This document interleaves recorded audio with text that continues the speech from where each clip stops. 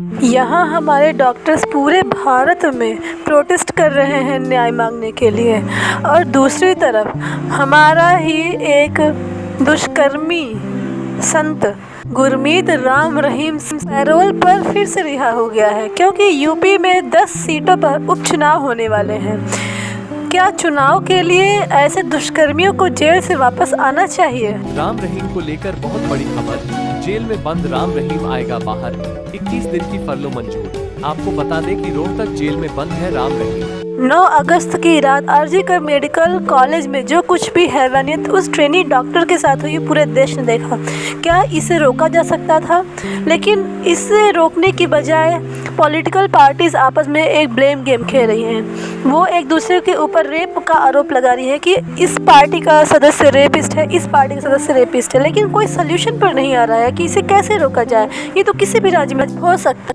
Rapist और sexual harassment के case में फंसे ब्रिजभूषण शरण सिंह, जो कि 5 बार के सांसद रह चुके हैं बीजेपी की टिकट पर, वो एक रेपिस्ट के रूप में उनके ऊपर एक चार्ज लगाया गया है, जो कि हमारे ही रेसलर्स ने लगाया था कि सेक्सुअल अब्यूज़ का।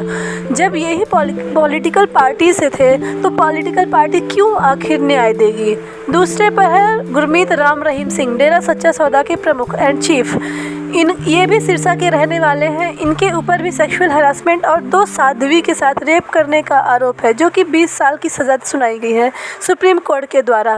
लेकिन ये भी आज का पैरोल पर बाहर हैं और बाहर के मज़े काट रहे हैं। औरतों के खिलाफ हो रही भयावह हिंसा को रोकने की बजाय नेता अपने अपने विवादित बयान दे रहे हैं। ছাত্র ছাত্রীদের কোনো দোষ দিচ্ছি না, বহিরাগত কিছু রাজনৈতিক লোক বাংলায় অশান্তি করতে চান এবং রাম তারা একত্রিত হয়ে এই গন্ডগোলটা করেছে।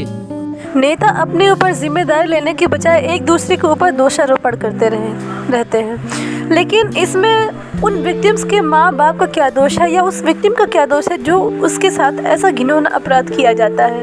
चाहे वो हमारे ही देश की बेटी विनेश फोगाट हो या साक्षी मलिक, या फिर जो भी विमेन रेसलर या फिर कोई भी प्लेयर है, औरत तो औरत ही होती है। जब इनके साथ गलत हुआ तो ये जंतर मंतर में अपने प्रदर्शन रखे थे, और वहाँ पर पुलिस के द्वारा इनके ऊपर इतना बुरा लाठीचार्ज किया गया था, इन्हें सड़कों पर घसीटा गया था। एक इंटरव्यू में तो साक्षी मलिक रोने लगी थी जब इन लोगों को समाधान नहीं मिला। जब ये अपना मेडल्स नदी में बहाने गए, गंगा नदी में, तो इनके ऊपर ये भी आरोप लगाया गया था किसी पार्टी के ताल्लुक में है।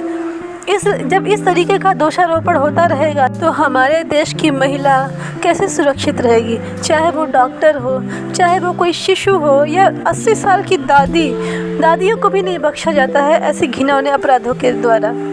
हमारे देश की महिलाएं कैसे सुरक्षित रहेंगी जब ऐसे ही आरोपी मरते जाएंगे? एक राम रहीम का छोटा सा क्लिप देखिए। नहीं नाना रोना नहीं बेटा, नहीं नाना रोना नहीं बेटा। वीडियो में राम रहीम जिसके साथ हा कर रहे हैं वो कोई और नहीं, उन्हीं की बेटी हनीप्रीत सिंह है, जो कि संसार के सामने उसे वो अपनी बेटी बताते थे, लेकिन उसके साथ रात में उनकी बेटी नहीं बीवी बन जाती थी। तो यही है राम रहीम और हनीप्रीत का सच। लेकिन हनीप्रीत ने औरतों का इंतज़ाम हनीप्रीत का काम था, लेकिन औरतों का किस तरह से क्या करना है ये गुरमीत राम रहीम सिंह ही डिसाइड करता था। और जब ये डिसाइड हो गया कि कौन सी औरतें उसके साथ रहेंगी या उनके रूम में रहेंगी, उसका चयन करने के बाद वो औरतें और किसी से मिल नहीं सकती थी, वो सिर्फ राम रहीम से ही मिल सकती थी।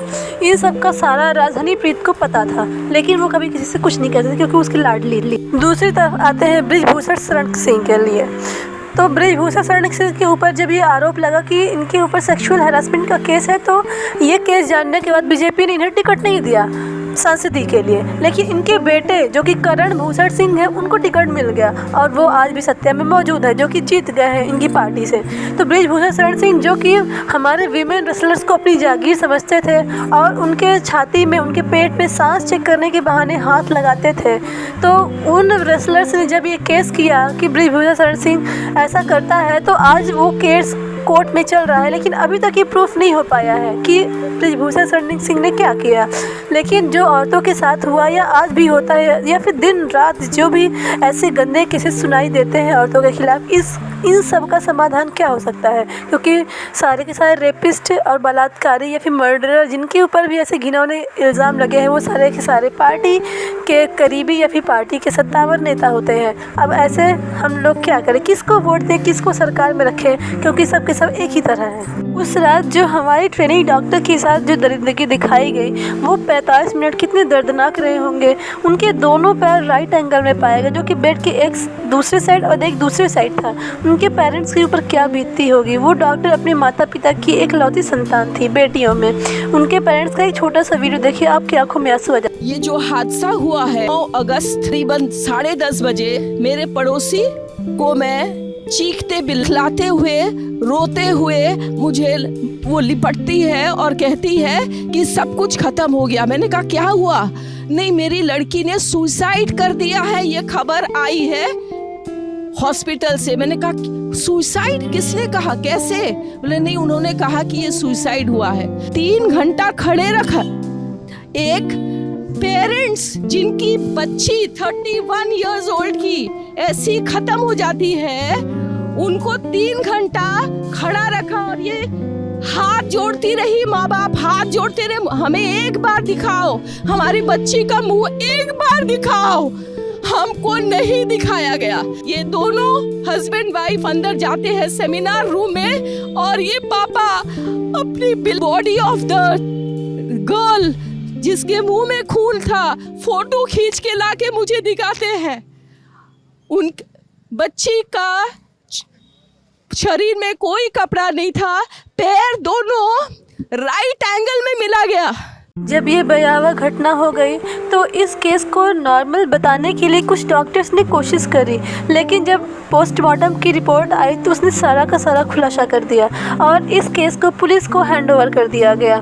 पुलिस ने जब इसकी छानबीन करी तो उन्हें एक मुख्य आरोपी के तौर पर संजय रॉय मिला, जिसके फ़ोन से ब्लूटूथ कनेक्शन इजीली हो गया और उसके शूज़ पर, कपड़ों पर खून के निशान पाए गए। लेकिन जब संजय रॉय के बारे में पता चला तो उसकी हिस्ट्री में ये पता चला कि उसने 4 शादियाँ करी थी। 3 शादियाँ जब उसकी हुई तो उसकी तीनों बीवी ने उसको खुद ही छोड़ दिया क्योंकि उसका बुरा बिहेवियर था। लेकिन जो चौथी उसकी वाइफ थी, उसकी मौत कैंसर की वजह से हो गई।